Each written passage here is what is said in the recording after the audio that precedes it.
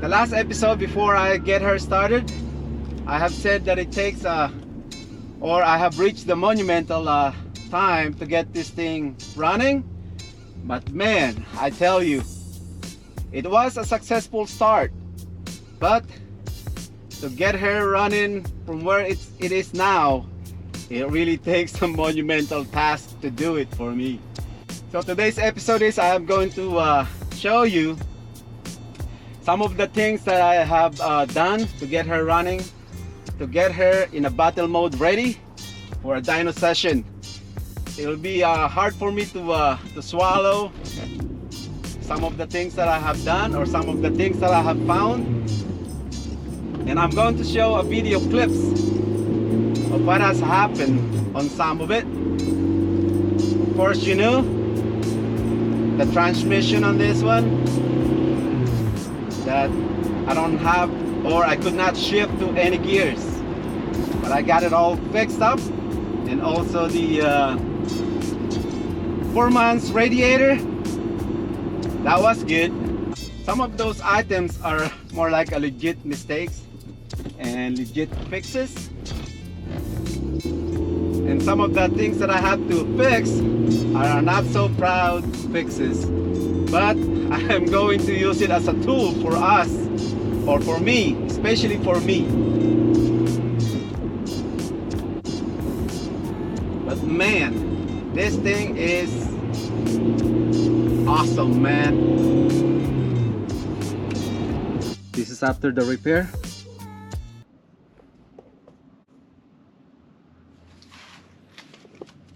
And it's much better than what it was before.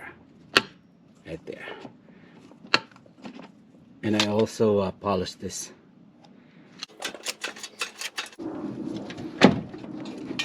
Ayun.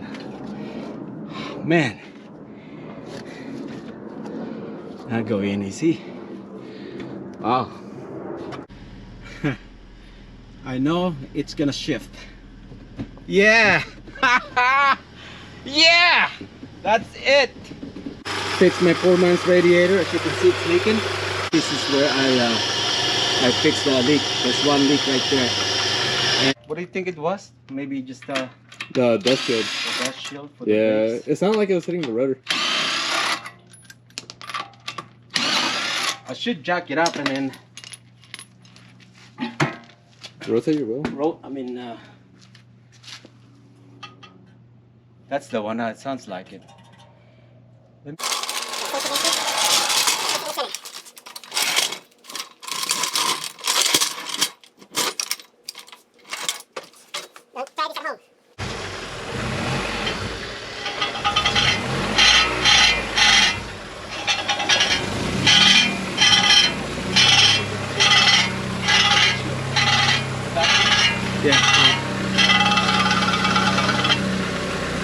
Yeah. So what I had to do is I had to push it outwards. We turn it. See if we do that. I think it's, if anything, it's probably the bottom of the dust shield that's hitting the rotor.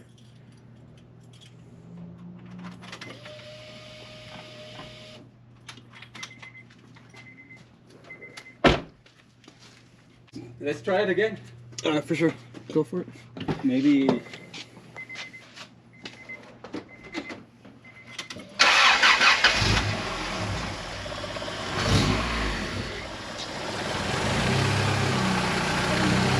Yeah.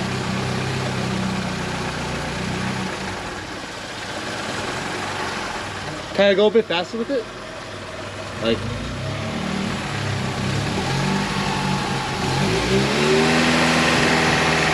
Yeah, I think we're okay.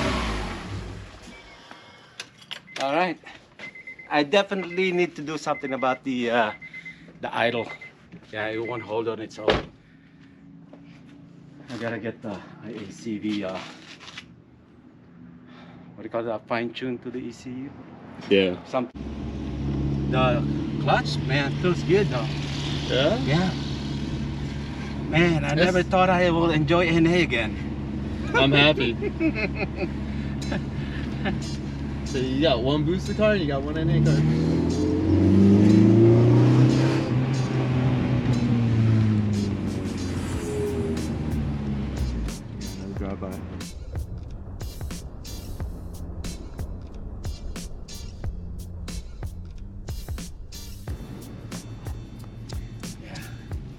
So let me adjust the idle real quick. Let's see, we can at least bring it to that level.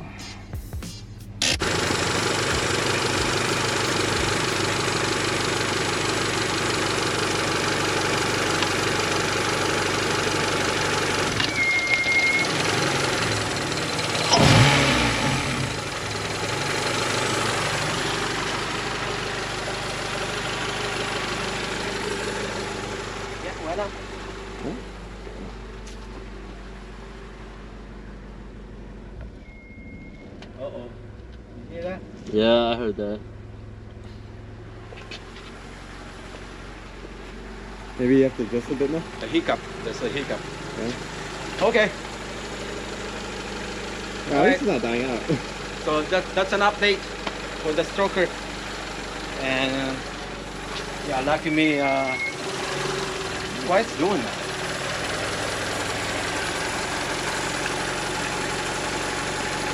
If it's gonna happen again.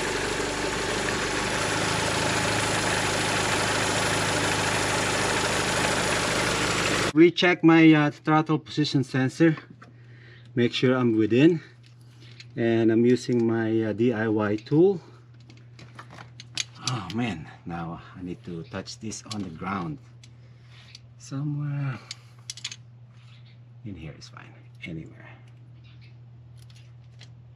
Okay. Set this up, voltage. Okay. I'm gonna. We should be reading like what 4.5 out, 5 volts.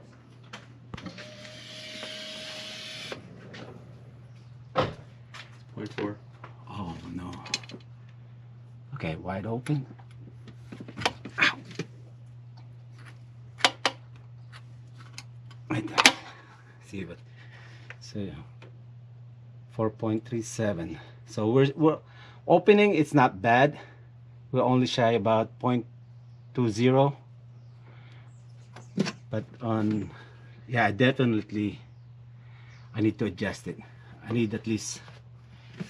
Has to go to 5 volts because that's when the problem is. The problem is on a stop. So it has to be on 5 volts. Yeah, or 0.5. Yeah, right now it's a little bit too shy, so I need to adjust it.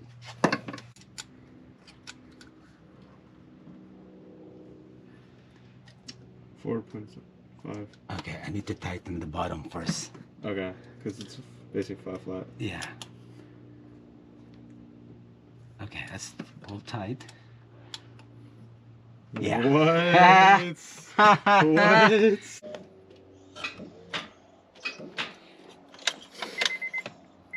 If you guys have any problem with your Honda Accord like this, that you have changes about everything that you can think of and still doing the same thing, let me know. Because I've been reading a lot in the forum, on Facebook, on YouTube, and yeah, I'm running out of ideas. Whenever this thing is happening, the wire that goes to the relay, there's no power. That's why I'm using this to power it up. Like I said, I already changed the ignition switch and also work on the clutch, the safety switch, and that didn't help. I think you have one of these, right? You have a problem like this. Not anymore. It ended up being the... So, what happened was, it ended up being the clutch switch, the plastic stopper. Yeah. For the clutch switch. So, apparently, it engraved like a little hole on it. So, what I had to do is I took it out, I JB welded like a nickel, and then it worked. Sometimes things are not what it seems to be. The not so proud fixes, of course, I have said it earlier that it's more like a tool and it's a learned lesson for me too. Okay, the first one is this one right here, the water neck, which is, I thought there was a water leak or a coolant leak passing through right here, streaking through. Yeah, I saw some coolant, it seeped through right here. Then after engine run, I see some streak right here. and all the way down to, I have a piece of cardboard underneath, and that's where that's how I found out if it's oil or if it's a coolant, which is, I thought it was a coolant in the begin with. I have said I've opened it 3 times, tried to fix it 3 times. What I have thought it was the neck in the beginning, changed with the new seal, and the second time around I have put some silicone on the seal. That didn't do it, and then the third time I did it during daytime, and you will see it.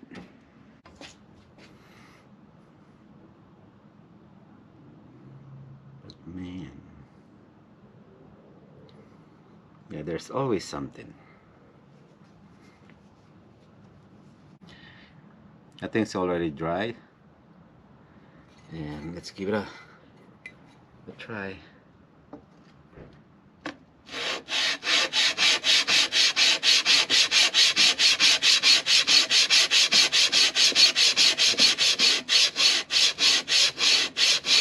That's a even pressure.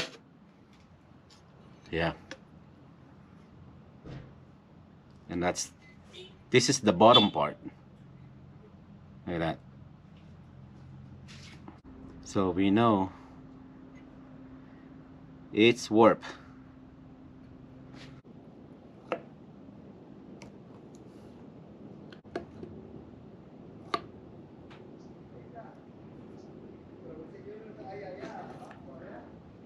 This one is actually shallow.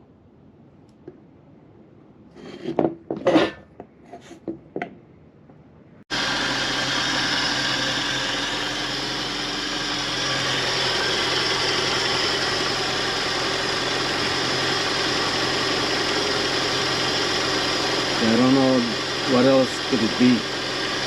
This is the only thing that's holding me up right now. The rest, I'm all good now.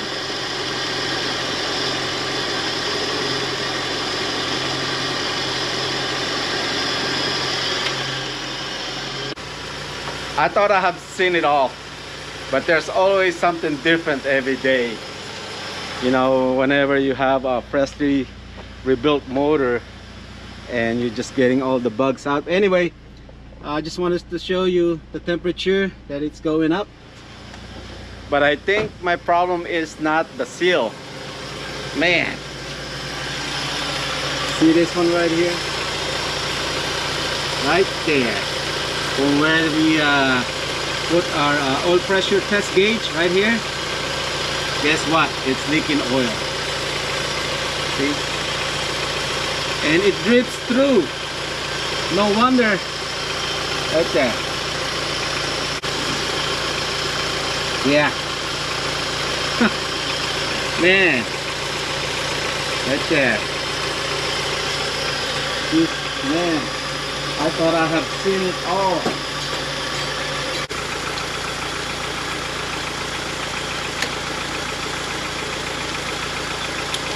Yeah, it's loose.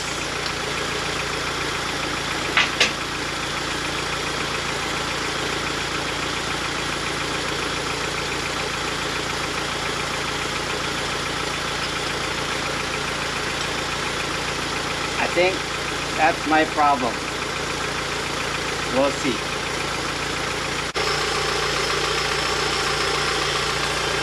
Yeah, it's gone. Man, who would have thought that it's coming from there? It was the oil. But as you can see, look. Yeah, it's a mix of two, I guess.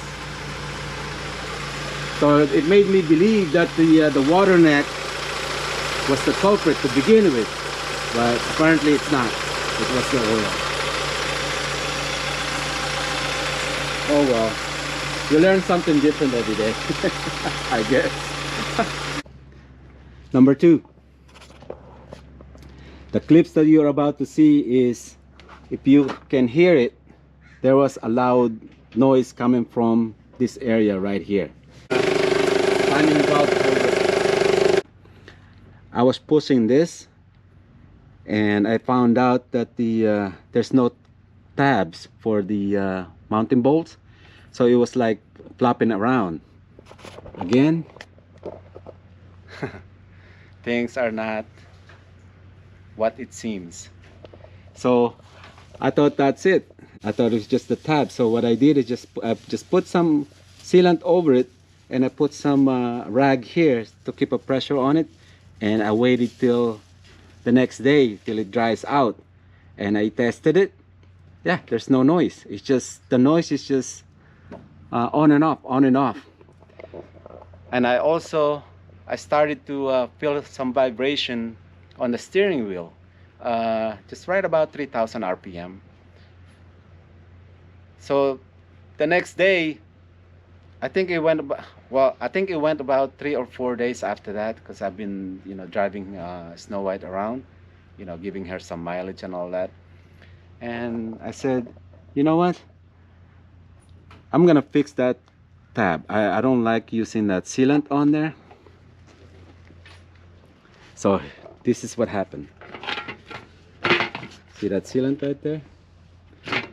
I removed this cover because I just wanted to fix the tab.